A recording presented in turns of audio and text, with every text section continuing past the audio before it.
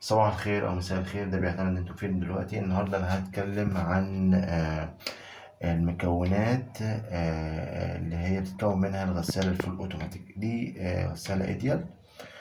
فهنشوف دلوقتي مع بعضنا المكونات الأساسية عشان لو حبيت تتعلم ازاي تفك الغسالة وازاي تصلح فيها عطل معين. فهنبتدي الفيديو دوت هنشرح فيه المكونات، وتابعنا على القناة واعمل سبسكرايب واشترك في القناة وادعم القناة بتعليق ظريف، وشير الفيديو لو عجبك مع آخرين.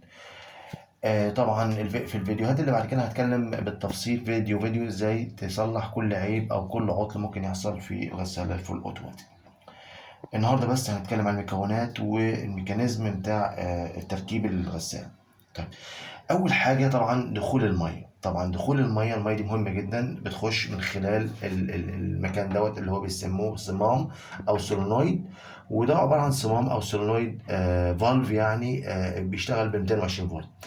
الفالف دوت هو نورمالي كلوزد. نورمالي كلوزد يعني ايه؟ يعني الوضع الطبيعي بتاعه ان هو مقفول، يعني مش هدخل ميه. امتى بيدخل ميه؟ لما يجي له هنا 220 فولت.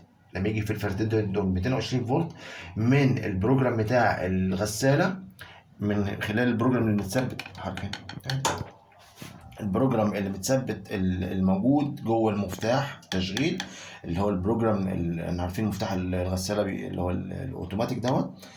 هو في ستيج معينه او في الفيرست ستيج او في المرحله الاولانيه طبعا بيسحب ميه، فبيدي 220 فبيسحب الميه. طب الميه بعد كده بتخش من خلال الخرطوم. طبعا في خرطوم خارجي، تمام، متوصل بالفالف من بره جسم الغساله. في هنا في الخرطوم دوت بيروح داخل على الدرج دوت اللي هو بيتحط فيه مسحوق الغسيل، وبيتحط فيه الزهره، وبيتحط فيه سائل التنظيف او سائل المعطر.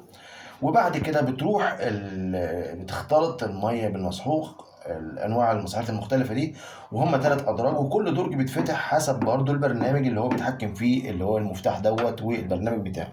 تمام. طيب الميه بعد كده اللي هي مختلطه ودايب فيها المسحوق دوت بتخرج وتروح على حله الغسيل من خلال الخرطوم دوت. شايفين الخرطوم ده؟ وفي خرطوم تاني كده، ادي في خرطوم تاني هنا